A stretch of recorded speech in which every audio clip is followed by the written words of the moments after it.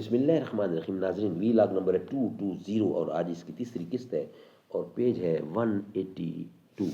ناظرین، main heading چل رہا ہے بیرون مکہ میں دعوت اسلام.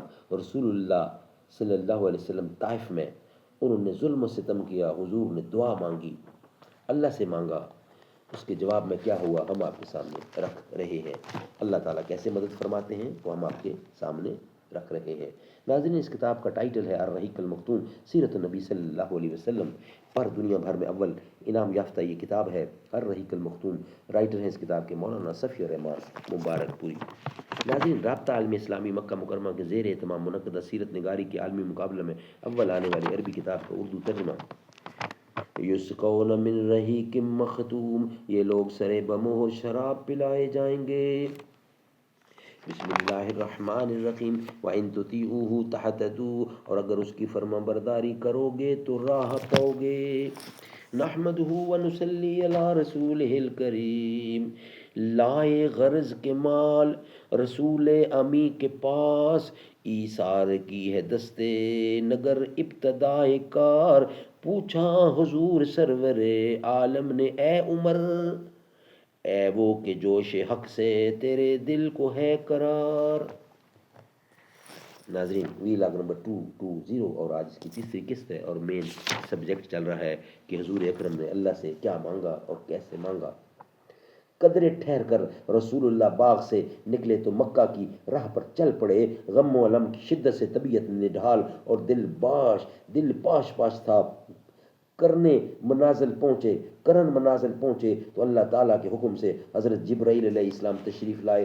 ان کے ساتھ پہاڑوں کا فرشتہ بھی تھا اور آپ صلی اللہ علیہ وسلم سے یہ گزارش کرنے آیا تھا. وہ آپ سے یہ گزارش کرنے آیا تھا کہ آپ حکم دیں تو میں اہل طائف کو دو پہاڑوں کے درمیان پیس ڈالوں. اس واقعہ کی تفصیل صحیح بخاری میں حضرت عائشہ صدیقہ رضی اللہ عنہا سے مروی ہے. ان کا بیان ہے کہ انہوں نے ایک روز رسول اللہ صلی اللہ علیہ وسلم سے دریافت کیا کہ کیا آپ صلی اللہ علیہ وسلم پر کوئی ایسا دن بھی آیا جو احد کے دن سے زیادہ سنگین رہا ہو. آپ صلی اللہ علیہ وسلم نے فرمایا، ہاں، تمہاری قوم سے مجھے جن مصائب کا سامنا کرنا پڑا، ان میں سے سب سے سنگین مصیبت وہ تھی جس سے میں گھاٹی کے دن دو چار ہوا، جب میں نے اپنے آپ کو عبد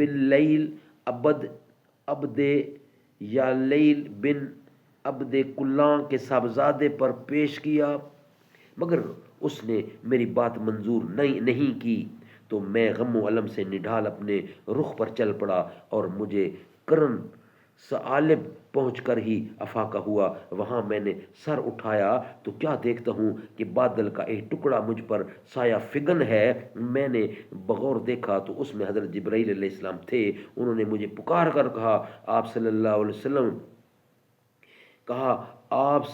علیہ وسلم کی قوم نے آپ سے جو بات کہی اللہ نے اسے سن لیا ہے. اب اس نے آپ کے پاس پہاڑوں کا فرشتہ بھیجا ہے تاکہ آپ ان کے بارے میں اسے جو چاہے حکم دیں گے. اس کے بعد پہاڑوں کے فرشتے نے مجھے آواز دی اور سلام کرنے کے بعد کہا، اے محمد، بات یہی ہے، اب آپ جو چاہیں، اگر چاہیں کہ میں ان دو پہاڑوں کے درمیان کچل دوں، اور اگر آپ چاہیں کہ میں انہیں دو پہاڑوں کے درمیان کچل دوں تو ایسا ہی ہوگا. نبی نے فرمایا، نہیں، بلکہ مجھے امید ہے کہ عز و جل ان کی پشت سے ایسی نسل پیدا کرے گا جو صرف ایک اللہ کی عبادت کرے گی اور اس کے ساتھ کسی چیز کو شریک نہیں ٹھہرائے گی.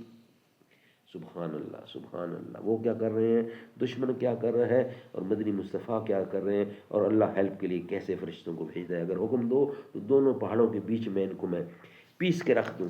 مدنی مصطفیٰ فرماتے ہیں، نہیں، بلکہ مجھے امید ہے کہ اللہ عز و جل ان کی پشت سے ایسی نسل پیدا کرے گا جو صرف ایک اللہ کی عبادت کرے گی اور اس کے ساتھ کسی کو شریک نہیں کرے گی.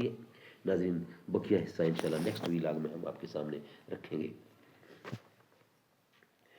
کہا جبریل نے سدرا تلک میری رسائی ہے کتنی منزلیں آگے نبی جانے خدا جانے، صدا کرنا میرے بس میں تھی میں نے تو صدا کر دی، وہ کیا دیں گے میں کیا لوں گا، سخی جانے گدا جانے۔